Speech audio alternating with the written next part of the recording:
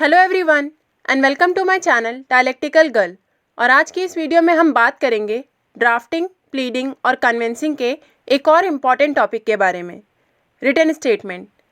आज की इस वीडियो में हम जानेंगे कि रिटन स्टेटमेंट क्या है, इसके एसेंशियल्स क्या क्या हैं और रिटन स्टेटमेंट को ड्राफ्ट करते वक्त कौन से पॉइंट्स हमें ध्यान में रखने होते हैं और सबसे इम्पॉर्टेंट चीज़ कि रिटन स्टेटमेंट को ड्राफ्ट कैसे करते हैं।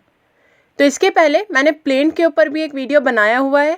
अगर आपने वो वीडियो नहीं देखा है तो उसका लिंक मैं डिस्क्रिप्शन में दे दूँगी, आप वो वीडियो वहाँ से देख सकते हैं और उस वीडियो को देखने के बाद आपको ये टॉपिक ज़्यादा अच्छे से समझ आएगा। मैंने और भी कई इंपॉर्टेंट टॉपिक्स पर वीडियोस बनाई हुई हैं। अगर आपने मेरी प्रीवियस वीडियोस नहीं देखी हैं तो वो आप मेरा चैनल विजिट करके देख सकते हैं या फिर मेरी प्लेलिस्ट में जाकर देख सकते हैं। और अगर आपको मेरी वीडियोस पसंद आती हैं तो do like my videos, share my videos with your friends, and yes, don't forget to subscribe to Dialectical Girl for more such educational content. तो चलिए बिना किसी देरी के ये वीडियो स्टार्ट करते हैं। तो रिटन स्टेटमेंट के बारे में बात करने से पहले हम प्लीडिंग के बारे में जानते हैं। तो प्लीडिंग के बारे में हमें ऑर्डर 6 रूल 1 में बताया गया है। इसमें कहा गया है कि प्लीडिंग का मतलब होता है या तो प्लेंट या फिर रिटन स्टेटमेंट। तो ये तो बहुत शॉर्ट डेफिनेशन हुई, लेकिन हमें इससे क्या पता चला कि प्लीडिंग का मतलब या तो प्लेंट हुआ या रिटन स्टेटमेंट। तो प्लेंट क्या होती है? जो भी स्टेटमेंट ऑफ क्लेम होता है जो कि राइटिंग में फाइल किया जाता है प्लांटिफ के थ्रू, उसे हम प्लेंट कहते हैं, जिसमें नेसेसरी फैक्ट्स होते हैं, नेसेसरी पर्टिकुलर्स होते हैं और कॉज ऑफ एक्शन मेंशन होता है।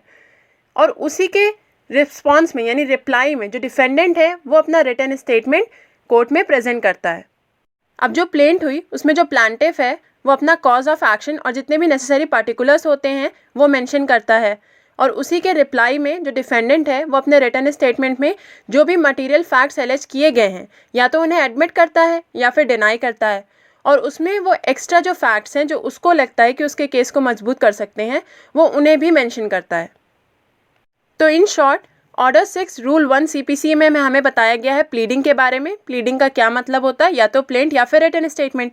प्लेंट जो कि प्लेंटिफ के थ्रू किया जाता है जिसमें कॉज ऑफ एक्शन और नेसेसरी पर्टिकुलर्स मेंशन होते हैं, और रिटन स्टेटमेंट डिफेंडेंट के थ्रू फाइल किया जाता है जिसमें वो जो प्लेंट का कॉज ऑफ एक्शन है और जितने भी मटेरियल फैक्ट्स एलेज्ड हैं या तो उन्हें एक्सेप्ट करता है, एडमिट करता है या फिर डिनाई करता है, और अपनी तरफ से और नेसेसरी फैक्ट्स भी वो उसमें ऐड कर सकता है।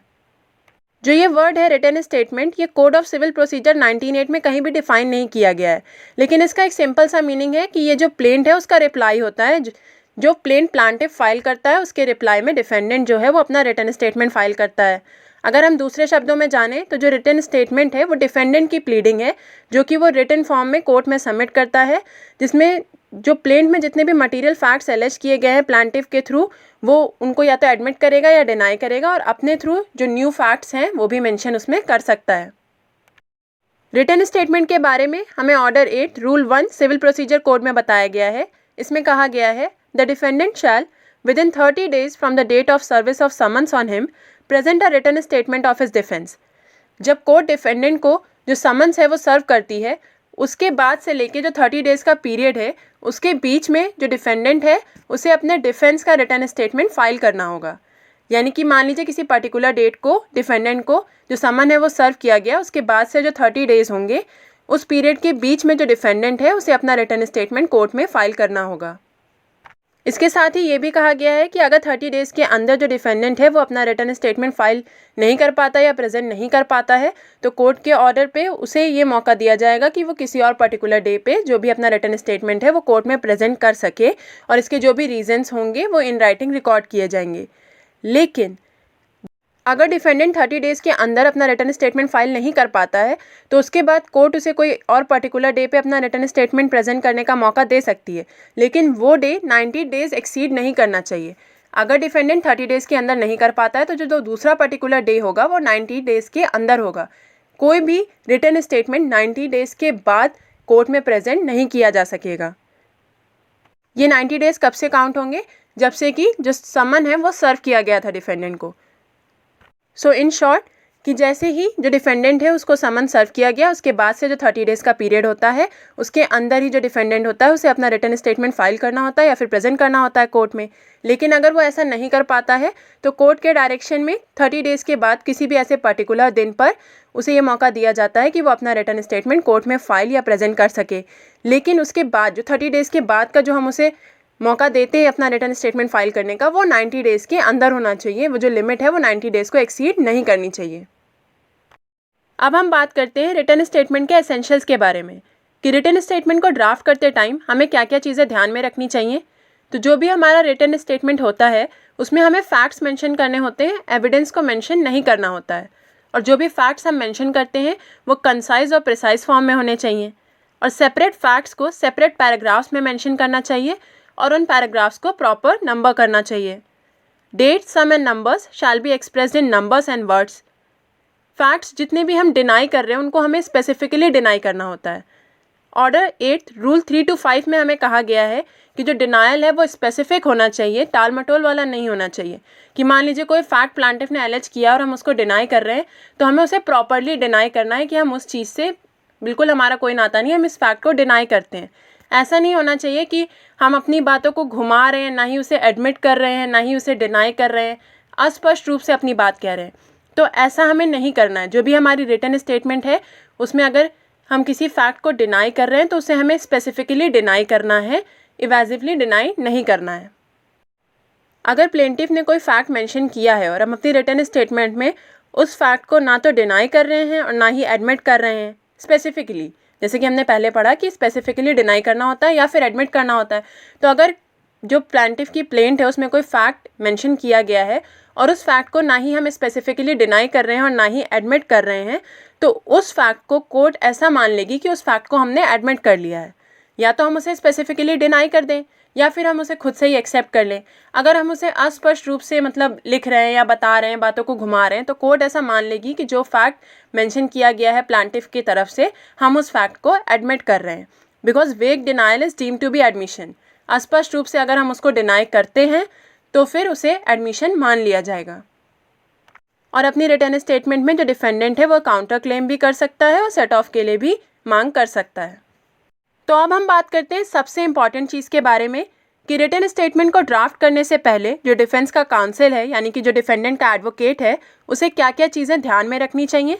तो सबसे पहले तो उसे प्लेंट को थॉरोली एग्जामिन कर लेना चाहिए। प्लेंट में जो भी कॉज ऑफ एक्शन और मटीरियल फैक्ट्स एलिज किए गए हैं उसे उन्हें अच्छे से पढ़ लेना चाहिए और उसके बाद उसे कुछ पर्टिकुलर चीज़ों पर ध्यान देना चाहिए। तो सबसे पहली चीज़ है जुरिस्डिक्शन ऑफ द कोर्ट। तो जो डिफेंडेंट का एडवोकेट है उसे ये चीज़ एग्जामिन कर लेनी चाहिए कि जिस भी कोर्ट में जो ये मैटर है प्रेजेंट किया गया है उस कोर्ट के पास उस सब्जेक्ट मैटर का पिक्यूनरी या टेरिटोरियल जुरिस्डिक्शन है कि नहीं है। अगर उस कोर्ट के पास उस सब्जेक्ट मैटर का पिक्यूनरी और टेरिटोरियल जुरिस्डिक्शन नहीं है तो जो डिफेंडेंट का एडवोकेट है वो इस चीज़ के लिए अप्लाई कर सकता है कि जो प्लेंट है उसे प्रॉपर कोर्ट में प्रेजेंट किया जाए। उसे गलत कोर्ट में प्रेजेंट कर दिया गया है, उस कोर्ट के पास उस सब्जेक्ट मैटर का जुरिस्डिक्शन नहीं है, तो जो भी प्लेंट है उसे प्रॉपर कोर्ट में प्रेजेंट किया जाए। दूसरी चीज़, further and better statement of the claim. अगर जो डिफेंडेंट का एडवोकेट है उसे लगता है कि जो भी प्लांटिफ ने प्लेंट में अपना क्लेम स्टेट किया है वो कंप्लीट नहीं है, तो वो ऑर्डर 6 रूल 5 के तहत डिमांड कर सकता है कि उसे एक बेटर स्टेटमेंट ऑफ क्लेम या better nature of the claim plaintiff के थ्रू प्रेजेंट किया जाए। और तीसरी चीज़ है joinder of several causes of action. अगर एक ही प्लेंट में कई सारे कॉज ऑफ एक्शंस मेंशन किए गए हैं और जो डिफेंडेंट का काउंसिल है उसे ऐसा लगता है कि जितने भी कॉज ऑफ एक्शन मेंशंस किए गए हैं उनको एक केस में नहीं लड़ा जा सकता, यानी कि उनको एक साथ कन्वीनियंटली ट्राई नहीं किया जा सकता, तो वो ऑर्डर 2 रूल 7 के तहत कोर्ट में एप्लीकेशन दे सकता है कि जितने भी कॉज ऑफ एक्शंस हैं उनका सेपरेट ट्रायल हो, उनको एक साथ ज्वाइन करके उनका ट्रायल ना किया जाए, हर कॉज ऑफ एक्शन का अलग अलग ट्रायल हो। चौथी चीज़ है mention of the cause of action in the plaint. ये तो सबसे ज़्यादा इंपॉर्टेंट चीज़ है कि जो प्लेंट है उसमें कॉज ऑफ एक्शन मेंशन होना ही होना चाहिए, क्योंकि उसी पर हमारा केस बेस्ड होगा।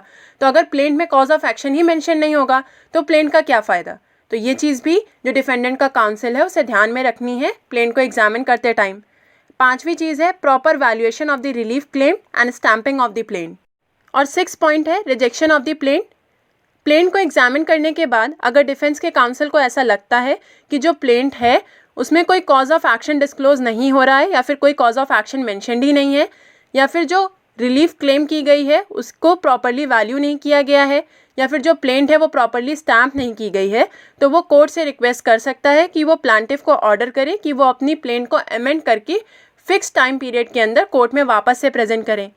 और जो प्लांटिफ है अगर वो कोर्ट का जो भी ऑर्डर है वो नहीं मानता है, या फिर जो भी सूट है, जो भी प्लेंट के थ्रू हमें पता चल रहा है कि ये केस बनता है, वो केस किसी लॉ के थ्रू बार्ड है, तो कोर्ट के पास ये राइट है कि वो ऑर्डर 6 रूल 16 के अंदर उस प्लेंट को रिजेक्ट कर सकती है।